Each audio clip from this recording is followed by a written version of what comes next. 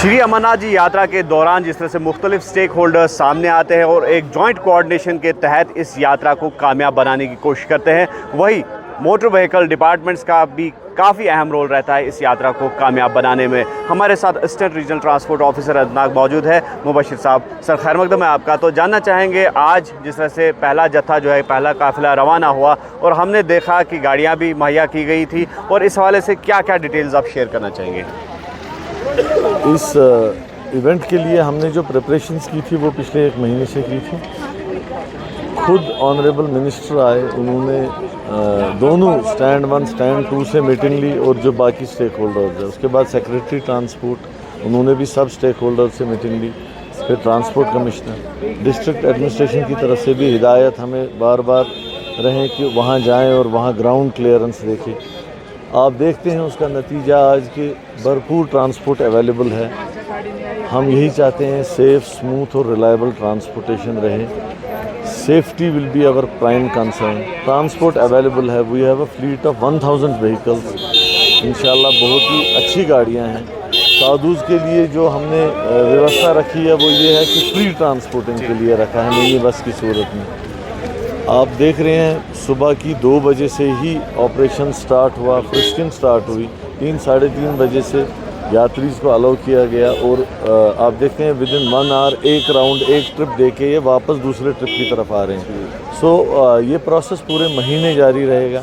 इस बार ही हमने एक चीज़ ऐड किया है, we got some volunteers from the stands, almost 20 volunteers. उनको फ्लोरेसेंट वो जैकेट्स देख के आप देख रहे हैं, they have done a tremendous job transport clearance के लिए।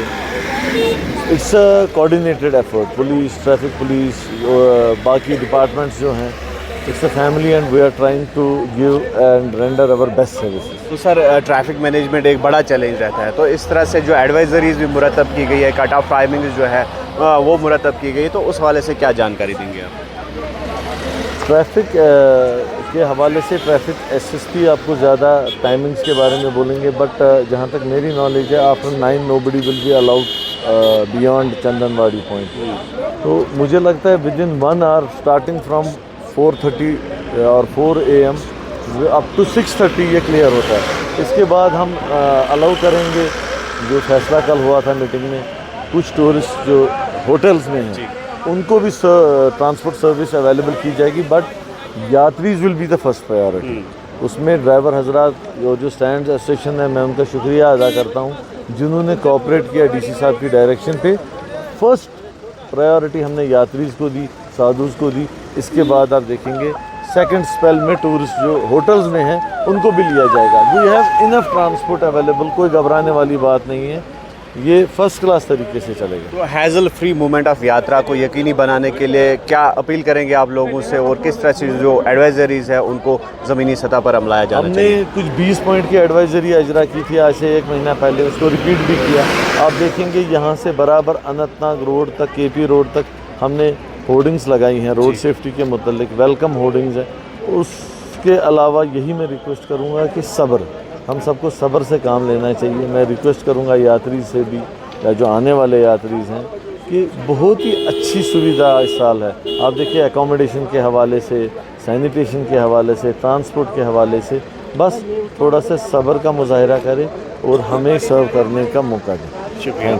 तो ये थे ARTO अनंतनाग मुबशिर साहब। तो इनका ये कहना है कि हैज़ल फ्री यात्रा को मुमकिन बनाने के लिए जो एडवाइजरीज़ लागू की गई है, तो लोगों से या टूरिस्ट से या यात्रियों से ये अपील की गई है कि उन एडवाइजरीज़ का सख्ती से पालन किया जाए। और दूसरा इनका ये कहना है कि MVD महकमा और जो दीगर स्टेक होल्डर्स हैं उनके साथ एक जॉइंट कोऑर्डिनेटेड एफर्ट के तहत इस यात्रा को कामयाब बनाने के लिए हर संभव प्रयास जो है वो किया जा रहा है। आफाक शाह के साथ न्यूज़ 18 के लिए पहलगाम से मुदस्सर कादरी।